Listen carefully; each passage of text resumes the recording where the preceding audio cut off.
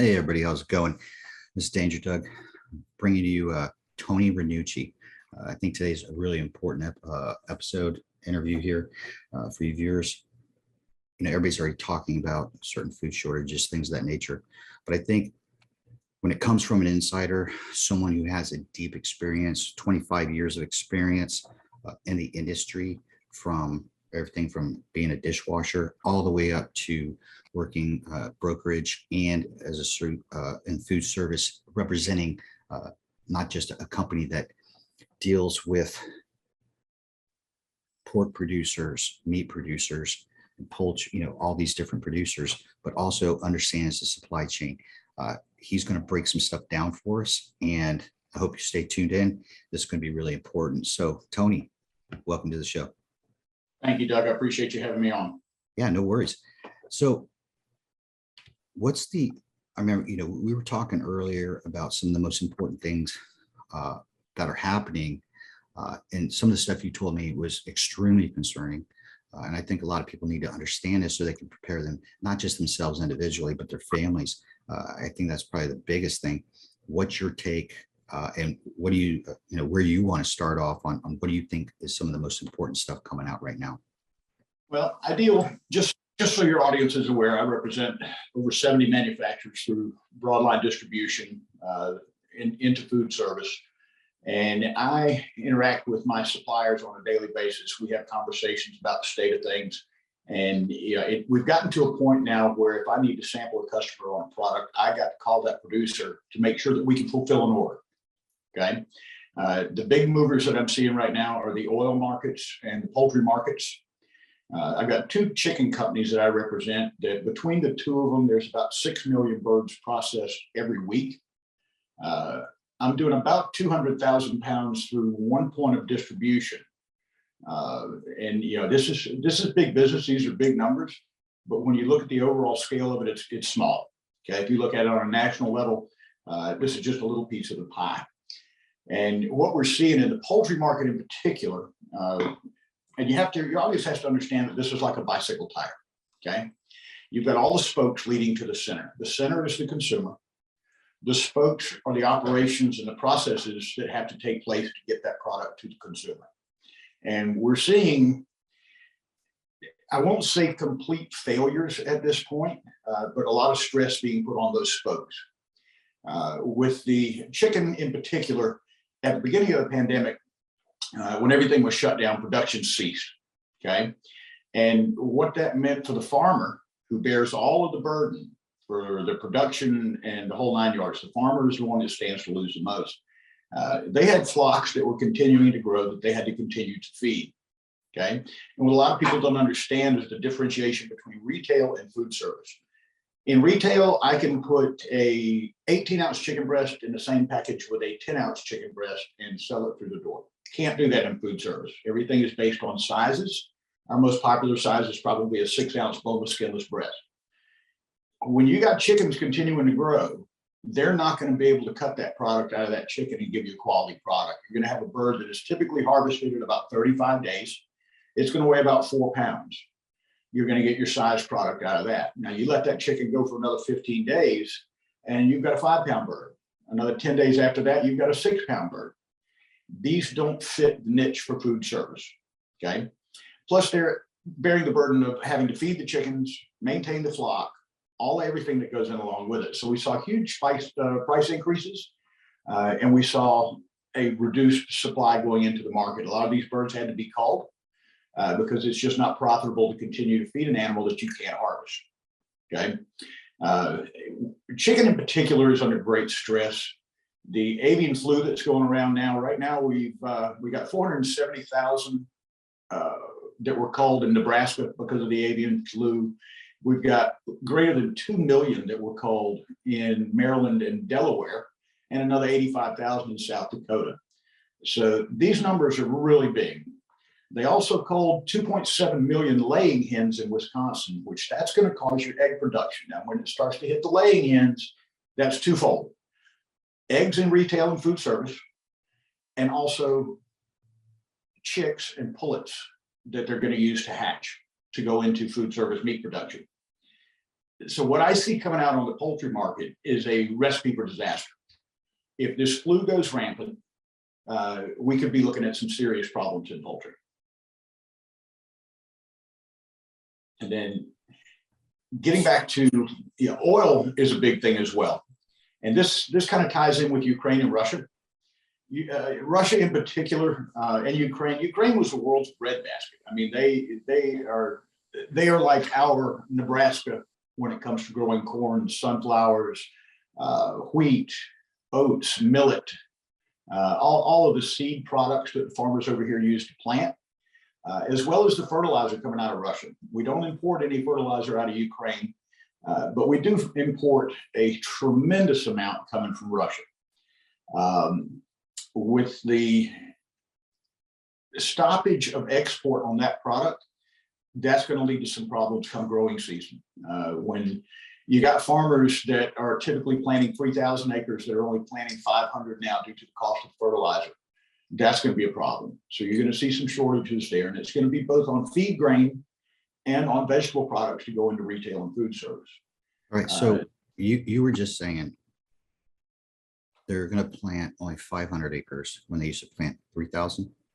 Yeah, I saw. I had a conversation with a farmer here locally. He usually plants 3,000 acres, and he's only going to do 500. Now, the other thing that hurts that is he can take that property and get a federal carbon credit for not planting it. Okay, he's being incentivized to not grow. Which to me is just completely counterproductive. I'm not a big fan of farm subsidies in the least. I think that was one of the worst things that ever happened under the Bush administration was the implementation of the farm subsidy. Well, one of the things I've always wondered is, I understand there's a big push for the green agenda. So now you're going to get carbon credits for not doing certain types of agriculture or something within another part of the food industry. Correct. And I really don't want to go down that rabbit hole right now, but you would think because of the current situation we're in with the food and the supply chain shortages, and that they would take a lot of that food, actually say, no, grow some of the food. What we're going to do is the government is we're going to actually take this and we're going to be benevolent. Okay. All right. I'm just kind of throwing that out there, but we know that's not happening. Take that food, put it into long-term storage or in a, to where it could be actually released in the event that they need it and during an emergency. Right. And I'm always skeptical of the government. Ronald Reagan, the 9 worst words ever uttered were, "We're from the government. We're here to help." It never goes well when the government steps in. There are a lot of things that you can point to. It's interesting. Sri Lanka is a very interesting story. They started mandating that you use an organic fertilizer to grow. They embraced the green initiative. They didn't want these artificial fertilizers. And it failed miserably. I mean, miserably. They just killed the program because they're not creating enough food to feed their people. And Sri Lanka was at one point they were prospering. They had just gotten upgraded to almost 100% of their population was upper middle class. They instituted this policy for the switch to organic fertilizer and just saw devastating reductions in the harvest on rice and tea. Now, rice is their staple food and tea is their largest export. So we're looking at, they had to invest $450 million to import rice that previously they were an exporter of. So you can see how the green initiative can be counterproductive. And we're going to see some of that here. It's going to start, obviously in the blue states first, red states last, but the red states will be affected because of everything that's intertwined. Once again, that's that bicycle wheel. If you put a policy in place, and this is a great example in California, Proposition 12 out in California, this is legislation that prevents pork from being sold in the state unless it's compliant to this law. And under this law, the space required for a sow went from 14 to 18 square feet up to 24 square feet. Okay. If you don't have that 24 square foot per pig, you're not going to be able to sell your product into California. California consumes 15% of the nation's produced pork. So that's a huge number. I saw an interview with a pig farmer, small pig farmer. He had 300 head. It was going to cost him $3 million to retrofit his farm. And because of the extra space that it took up, he was going to have to cull his herd from 300 down to 250.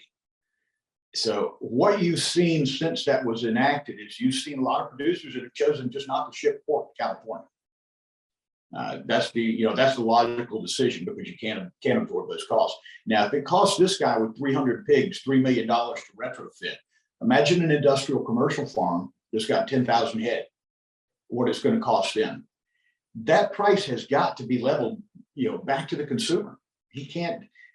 Again, as I said, the farmer bears all of the burden on the cost of the infrastructure and the maintenance, the whole 9 yards. When you double his cost of doing business, there's no way he can absorb that going down the road. He's got to pass that on to the processor. The processor's got to pass that increase to the distributor. And again, that bicycle wheel, everybody's got to take a cut of the pie just to stay in business. Yeah, and it seems like there's so much financial stress already on the farmers that they're making decisions that just to stay afloat. Oh, absolutely. Absolutely. And, it's, and some of them are even with these decisions that they're making, they're not going to be able to stay afloat. I mean, you have to look at the cost of the diesel to run the tractors. You have to look at the availability of the repair parts for the equipment and the machinery. Everything plays a part in this thing. You have to look at the reduced labor on the farms. It's a whack-a-mole of problems. And if we don't get this under control and make it easier to do business as a food producer, we're looking for real problems here. Europe's already starting to ration food now. The reason for that is because of the Ukraine problem, and a lot of the products that they use, food products and energy products, come from Russia and Ukraine. So the EU is trying to anticipate it and prevent panic buying by rationing products over there. You're going to see that ramp way up if this conflict continues. And my outlook is that you are going to see first huge price spikes, in particular in protein. It's going to be at a point where the average consumer will not be able to afford beef. I represent one of the largest domestic producers of lamb and veal, and they are also affected by that Prop 12. Prop 12 in California is not just for pigs; it's poultry, it's veal, and it's sows as well. And I was trying to put together a 1,000-pound order for a customer, which is it's small. He just wanted to do a buy-in and put it into storage. And we got knee deep into a conversation about the price of whey protein and the price of the corn that's going through the roof. And it took them a week to price the product out. Then they started talking about availability, and they're not going to be able to produce all 1,000 pounds at one time. They're going to have to send him 300 pounds at a time until they've satisfied his order. And this tells me that the industry is having real problems. If you can't provide 1,000 pounds of product as the largest producer in your category, there's something wrong there. Yeah, and especially with that being a small order, like you stated, that kind of tells I don't want to say mass chaos, but it's a trickle down effect, and it's even the smaller orders. They're trying to prioritize who's going to get it. And when would you, based on what you're saying, what is your outlook on? I mean, we're already seeing prices go up on a consistent basis, when you go in the grocery stores. Absolutely. And it's going to start really impacting restaurants. I mean, restaurants are going to be really hit hard, because once it gets to the point people can't afford food, then people aren't going to go out. Right. And we're going to witness another cycle, kind of like we did at the beginning of CV-19, where restaurants were shut down completely. Small businesses, families lost everything. Now it's just going to kick in again. What's your take on? I mean, I don't know if every state's going to do it, but I know it's basically going to wipe out a lot of the restaurants that actually made it through the first round. No question. No question. Do you have a timeline on when you think this might really, based on what you're seeing? I know you don't want to speculate, but something because looking at what's coming on, it looks like around the fall is when we're going to see this really kick in. Oh, indeed. Yeah. The fall is when you're going to see, and it's going to depend on the politicians. It's going to depend on the politicians in the blue states in particular. If they lock things down again, even if it's for 2 weeks, you're going to shed another 40, 50,000 small restaurants. We lost 30,000 during the first wave. Then they're not coming back. These people's livelihoods have been ruined. And we can't let that happen again. The other thing that you need to understand, and this was hard for me to wrap my head around coming from retail into the brokerage into food service, it's much more expensive to buy product in food service than it is retail. And that's because of everything that they have to go through under the regulations and the rules to make that final product. It's much more expensive to produce that product, okay? Because you're dealing with a specific size of product. You're not able to put random products in the same product. For instance, a gallon of milk, I represent a big milk company. A gallon of milk in food service right now is about $4.80 to the operator, okay? So it's far more expensive than retail. Chicken breasts, we're looking at north of $4.50 a pound. You're looking at veal. A veal chop's going to cost you $18 a pound as a restaurant operator. So you can see where they, margins are so slim. That veal chop, half pounder, is going to cost him $9. He's got to sell that for 20 as a break even because the margins are so slim. Labor's so short. It really is a perfect storm. As far as the timeline goes, that's all up in the air, and a lot of that is up to politicians and what they do, what kind of policies they enact in the next wave of the pandemic that they say is coming. But in my mind, by the fall or even late summer, when you get the summer harvest, you're going to see a great reduction in the amount of products that are available, both on the consumer side with your vegetables and your produce, but also on the feed side with the grain, corn, wheat, barley, millet. If the farmers can't afford to farm it, there's not going to be any of it. And that puts the protein producers in a really precarious situation. One of the things we had at the first of the pandemic, typically a cow or a cattle are harvested at about 750 pounds. It's very expensive to feed cattle. So we saw herds getting culled because there was nobody in the restaurants. Everybody was locked down and demand for product went through the basement. So rather than take on the expense, they would cull these herds. And, it's an unfortunate thing that had to happen, but it made economic sense for the farmers. Same thing happened with poultry and pig production as well. Typically, a sow is harvested about 250 pounds. We were looking at sows getting up to almost 500 pounds. And it degrades the product. The quality goes down, and it's just not cost effective for the farmer to continue to produce this. Wow. So I'm trying to wrap my head around, because we've already kind of gone through this cycle once. Right. But the good thing was we had certain states that basically kind of said, no, we're going to forget, we can't, we've got to save some jobs. We've got to save people, Yes. the small businesses. I know, I'm in Florida. The Governor DeSantis opened everything back up. And what it did is at the time, I think it was a short period of time where I think they had a 50% capacity. Then it jumped up and they just said, you know what, you can go 100% capacity. And there were still places for like almost a year, and actually longer than that, that basically had it to where you couldn't even dine in, or those places were completely shut down. And I'd spoken to a few people that were out like in the DC area. They said, yeah, you can't go in a restaurant. You have to order. And they had reduced staff, and then trying to get people back because of the stimulus checks. A lot of people didn't want to come back to work, or they just didn't show back up to work, or maybe they found another job, whatever the circumstance was. So now these places were scrambling to find workers. And I remember, and I'm sure you saw it too, where we had signs everywhere. I went traveling to Oklahoma a few months back, probably back in November, and everywhere from Florida all the way across the states to Oklahoma and Texas, all I saw was signs that kept saying help wanted, hiring, $200 bonus, sign-on bonus, stuff like that. And I'm thinking, I've never seen this in my life. And it was industries that had never offered a sign-on bonus. Circle K was offering $1,000 sign-on bonus to come and work in a convenience store. I had restaurants that were offering $500 sign-on bonuses for dishwashers in the back of the house. I've got one client, he's been in business for over 50 years. He's got 15 units, does incredibly well. He's always done the same thing, never changes, never runs a special. Immediately when the pandemic hit, he took his restaurants that did not have drive-throughs and shut them down. Okay.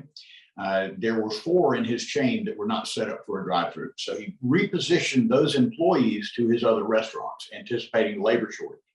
And he flourished because he did have the drive-through infrastructure. He set up a curbside infrastructure and he had the employees to help him out. So he did real well, but he lost 4 stores. So, you got operators, like you said, if you weren't set for drive-through, you were screwed. Lost your audio. Sorry about that. That's But right. yeah, basically he was able to adjust on the fly. I mean, that's great. That he was, like you said, he was able to adjust on the fly. Even though he did have to shut 4 stores, he was able to salvage what he had with, by adjusting on the fly with the curbside and the drive-throughs. So, but a lot of, like you said, a lot of places, they're not set up like that, especially mom and pop restaurants. That's correct. That's correct. And it's funny. We saw that in a lot of operations. What we're seeing too, you mentioned the labor problems back at the beginning of the pandemic when they were writing checks left and right. I got another client. He's pretty diverse. He's got about 6 different concepts, runs about 45 restaurants. And typically in one of his concepts, he'll have 15 servers and another 15 to 20 people back at the house making it run. I went to visit him, and this was at the beginning of the pandemic. He had 6 people in the house. That's it. And again, they were incentivizing people not to go to work. It was almost like they wanted to destroy the economy, and in particular the restaurant segment. I mean, we're going to get hit hard. And to your point, when food goes really expensive, fuel's really expensive, heating and electrical for your house is really expensive. Well, first thing you're going to cut out is dining out, and that's going to hurt my industry in a big way. And a lot of people don't understand. Again, back to that bicycle wheel. When a restaurant closes down and 15 people all of a sudden don't have a job, and mom and pop, small restaurant, that adds to the burden on the economic system. You've got people they're scrambling to feed their families, and this is going to create real chaos if this happens again. If we get locked down again, it's going to be ugly.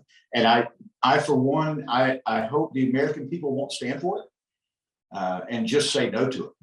That's what we did here in South Carolina. You guys did in Florida, South Dakota.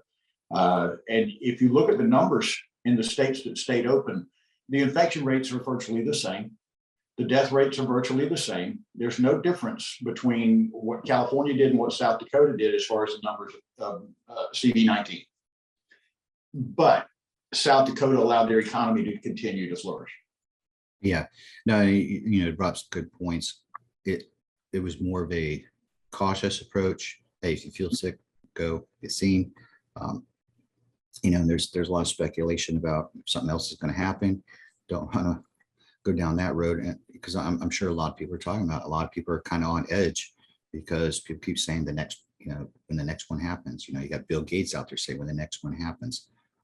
And now we've got this avian flu that's destroying poultry, actual food that needs to get out there, which is also going to, like you're saying, it's going to affect the market because now you got a lack of supply going out, which drives up the prices of what is going out, the rest of the supply. And then, I mean, this is, like you said, it's a perfect storm. What are you seeing with the transportation and that industry that revolves around that?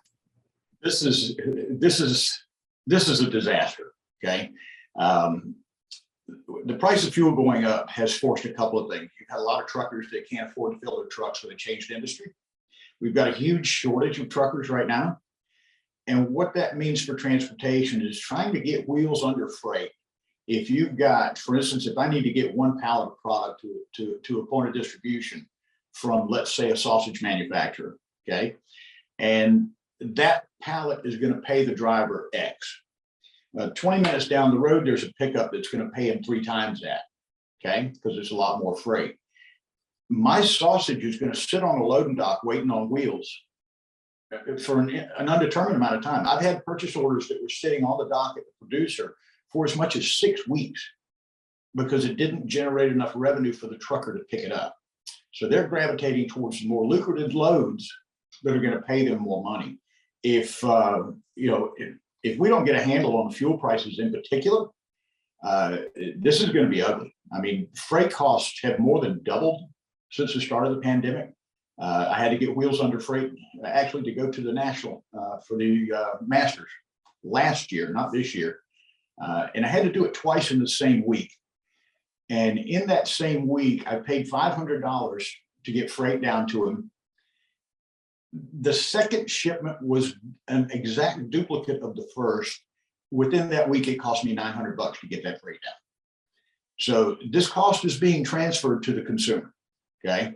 And if we don't come up with something to ease this fuel situation, we're going to be in big trouble. And there's a push right now. The Biden administration wants to make E15 year-round gas. This is the 15% ethanol fuel that is typically reserved for the summer. So they're going to be designating a lot more corn to go into ethanol rather than into feed and into food stocks. So the price of corn is going to go through the roof. And we simply got to drill. We got to drill domestically. We've got to open the fields back up. We've got to reduce the regulations. Everybody always cries about all the 9,000 leases that are available that oil companies aren't drilling on. Well, they don't understand that these wells may be dry.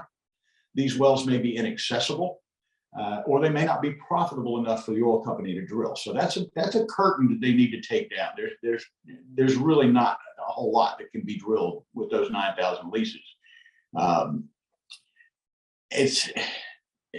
We're really looking at a potential for disaster with this thing, and it's going to be economic at first, and then it's going to move on to infrastructure failing, food stock failing. You're going to see shelves empty at the grocery store. It's funny, retail has been protected from this somewhat during the whole thing. The shortages we've seen in food service are stupid. I mean, there's been times when there was no product available in a certain category for a restaurant to order. And it hit every facet. It hit packaging, it hit product, it hit paper goods, it hit the dinnerware for the tables, it hit parts for equipment. It really devastated our industry. And those that persevered and survived, they did well when everything got lifted because people were so fed up that they flooded the restaurants. But that was a two-edged sword as well, because you had the restaurants being flooded, not being able to get product to serve, and not having the labor in the restaurant to serve the people. So, we were seeing in where I'm at, we were seeing in some cases 2 and 3 hour waits for a table. Smart operators would shut down their restaurants based on how many employees they had for the day. If they only had 2 servers, maybe they only opened 20 tables. So it hit us real hard. Retail was somewhat insulated. You didn't see a whole lot of empty shelves except for the panic buying at first.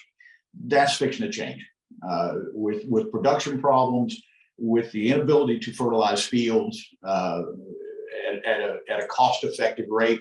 You're going to see a lot of products that are not going to be on shelves. They're just not. Yeah, that's pretty upsetting in the sense, people. I think a lot of people are already seeing the economy is already running into. I mean, we've already printed 40% of the money that is actually in circulation was actually printed in the last 2 years. That's correct. That's correct. Which is leading to higher inflation. That's correct. Now we're going to see, and then right behind it, as soon as that hits and the markets crash, we're going to see a roll on the food where that starts to crash and the chain itself just starts to collapse. Absolutely. Absolutely. Wow. The whole thing is very fragile, and it is codependent on, every spoke in that wheel is dependent upon the one next to it. So when you have one fall, that's an issue. Yeah, you were talking about how much the United States has in reserves. Basically, I think you and I talked about the amount of food the United States has on hand. Like if everything was to shut down right now, how much food they would have to be able to push out. In food distribution, we have evolved into a just-in-time inventory. Okay, Right. in the restaurant industry, storage is a premium. When you look at a distribution point, you're looking at somebody that's going to carry 10 to 25,000 different items. So again, space is a premium, and everything is based on just-in-time inventory. For instance, I represent a coffee company. When a point of distribution orders from my coffee company, they roast the product right there. They don't have product warehouse sitting on a shelf. It's a roast to order company. I've got producers in protein side of the same way. When the order gets placed, that's when they produce the product. I've got a major salad and potato company, probably the largest in the country, that operates on the same way. It's just in time. When you place your order, I make your product. Okay. And based on the availability of what we've got, I mean, we've had to kill a lot of SKUs and a lot of processors and producers for various reasons. Either we couldn't get the potato, or we couldn't get the mayonnaise, or we couldn't get the spice, or if it's a chicken producer and they're doing a value-added product like a breaded chicken tender, they couldn't get the flour, they couldn't get their breading, they couldn't get their packaging because there was no ink to print the label. See, that's how deep this goes. If we are so dependent on imports, particularly from China and Indonesia, that without those, this is almost unsustainable. I've got a seafood company. Majority of their product comes from Indonesia. At this food show we just did, we were told not to sell anything. Don't have anything. You got nothing to sell. You got problems from squid for calamari to oysters to fin fish, because there just isn't any. And then you've got there are certain ecological problems going on as well. We had an algae bloom down in the Gulf of Mexico that prevented my crab company from getting in the water to harvest crab. So right now, you're looking at jumbo lump crab meat is going $45 to $50 per pound to the operator. Okay, so if he's got a crab cake on his menu, this guy's got to charge $25 a cake to be profitable if he can find the crab meat. So everything is so codependent on everything else.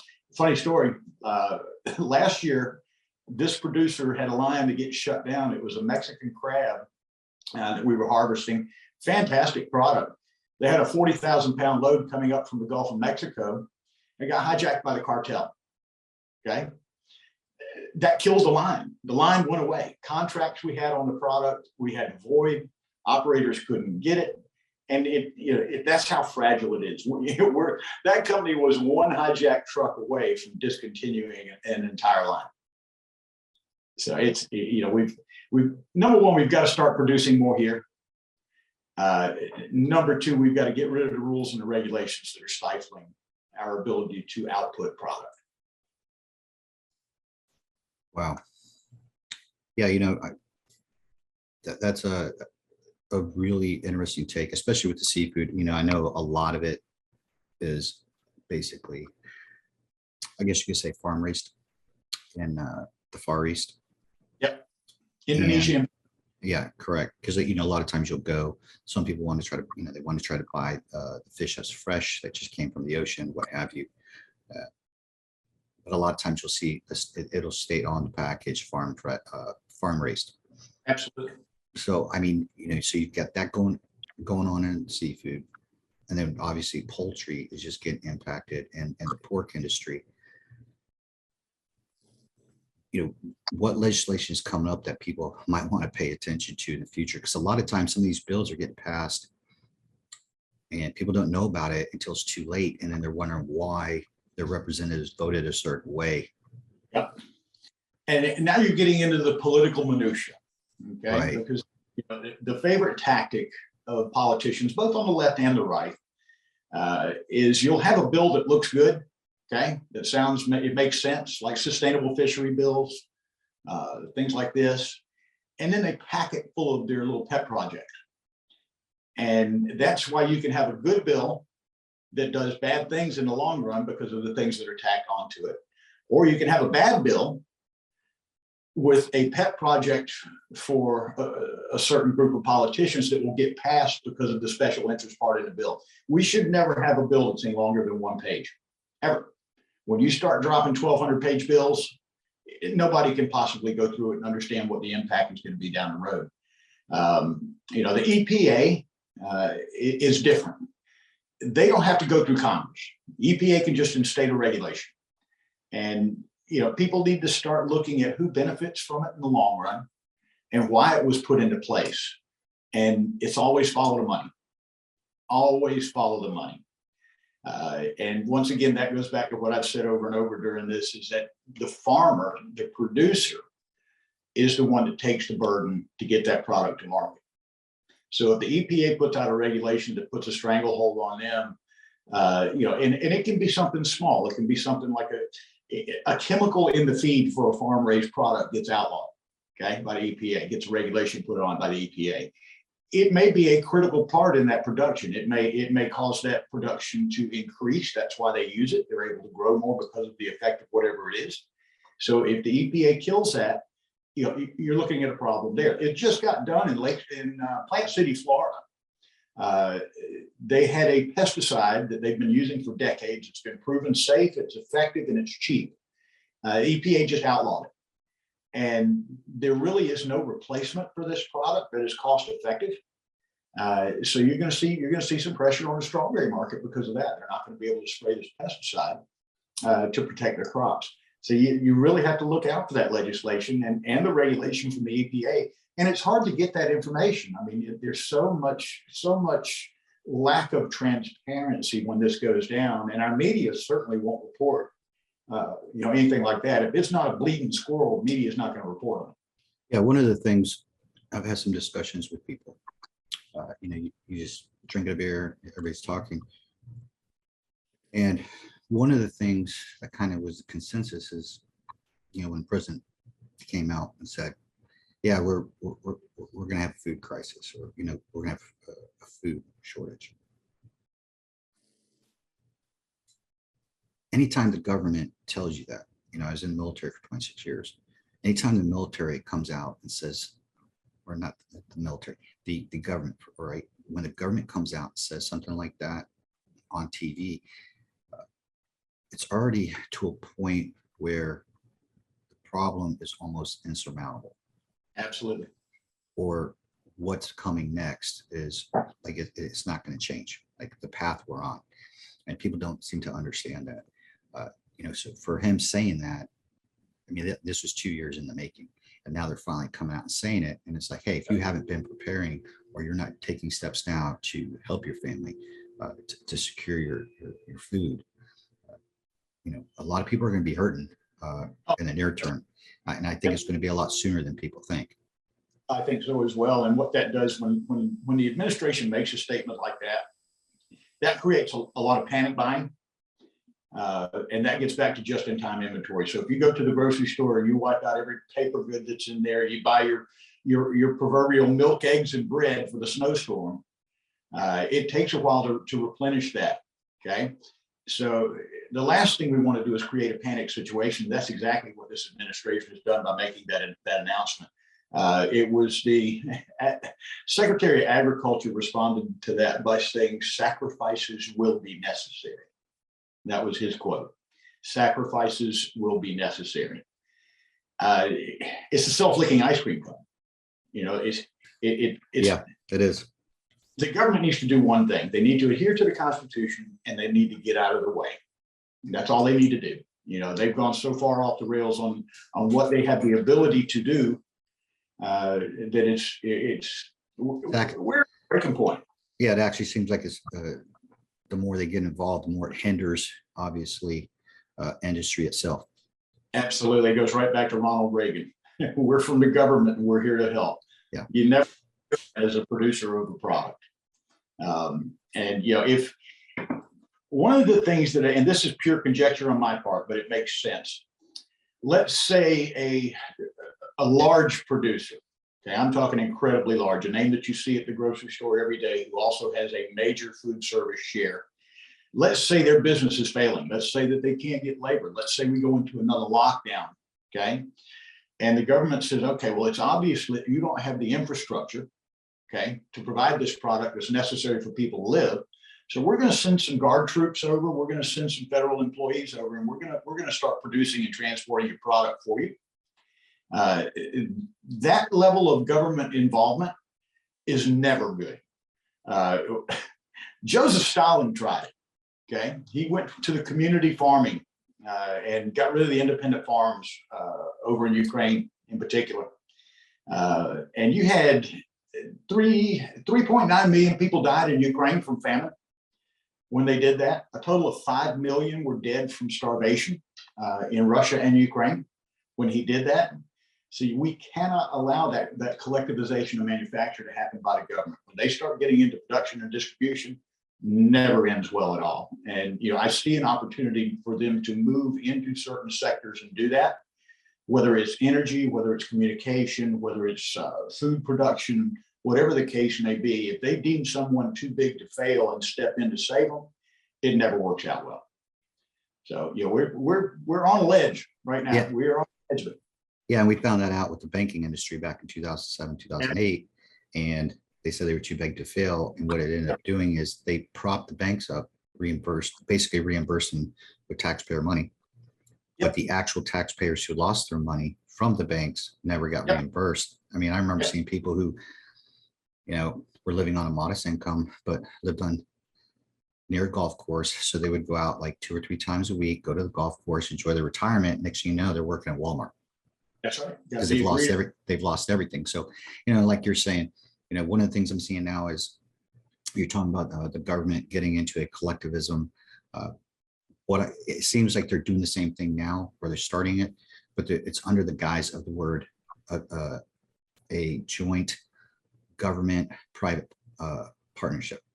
And Absolutely. I'm thinking, and I keep hearing that, and I'm thinking they're getting involved in industry, and this is a bad thing. So this is a very bad thing. And when you tie that to, everybody, I don't know how aware people are of the way that these ESG scores work, the environmental social governance. You can see it on Bank of America's website. They've adopted the policy. It's been business as usual on ESGs in China for a long time. When you get a company that is assigned a social governance score, you've got certain banks that are going to be the ones that are the go-tos. They will be the ones that you're going to have to go to get a loan to expand your business. And if you're driving diesel trucks, if your employees aren't as diverse as they'd like them to be, if you said some things on social media that don't fit the narrative, you're probably not going to get that loan. So this is going to be another thing. The partnership, as you put it, between corporations and the government, it's going to become more and more prevalent. And I think, ultimately, I think you're going to see a change in the way we do business. There's going to be a certain amount of producers that are allowed to produce product and sell it into the market because they have been deemed good citizens and good corporate stewards. I truly think we're in for hard times ahead. If that trend continues, we're in really big trouble. I think we've got 18 now that are coming. Yeah, you had said something about that. I didn't mean to cut you off. You were telling me about a producer who basically was turned down for a bank loan, even though they had stellar credit. Correct. Because he's producing a protein product, okay, which that's a ding against you right there. He is using hardwood to produce his product. No, nothing else. He's burning wood. He doesn't have a diverse workforce, and he's family owned. And they took a look at the way he did business and the fact that he had not embraced the green or the social justice side of things, and they denied him his loan. So, that's happening right now. Whether you know it or not, you are being, even as a private citizen, you're being assigned a social credit score. And the way you do business going into the future is going to be dependent on how good of a citizen you are, based on the government's recommendations. And that's going to be bad. Digital currency is also at the top of the news right now too. I think by the fall, you're going to see some form of digital currency here in the United States.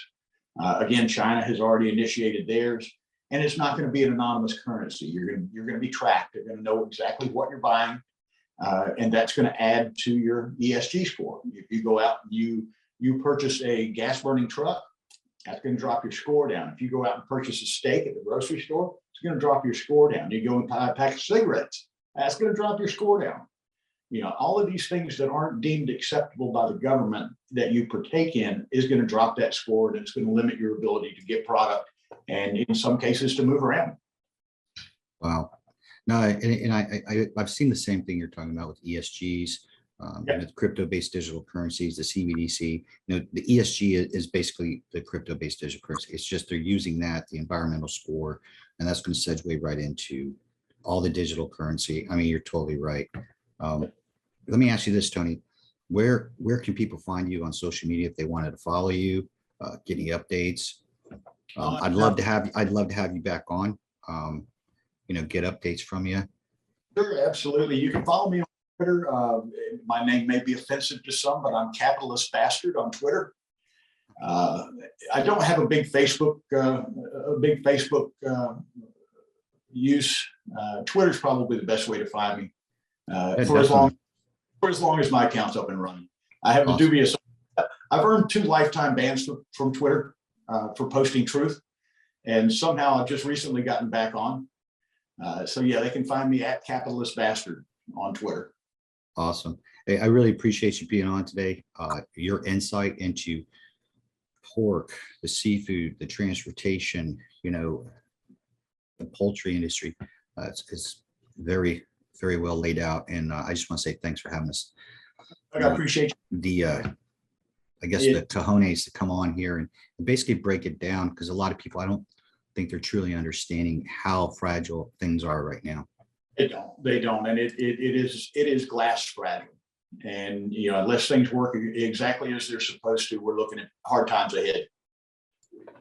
Well, hopefully people they'll listen to this, take heed, or, from someone else that is also putting out the same information or something close to it, and understanding and trying to take care of the family. So, but yeah, definitely. I just want to say thanks for being on again, and happy Easter, and blessings to you and your family. Thank you very much. Yeah, definitely love to have you back on, and the invite's always there. Absolutely. I'll be in touch, and I'll keep you posted on any new news that comes out. And I hope you and your family have a happy Easter, and God bless you. God bless you. You take care. All right. Bye-bye.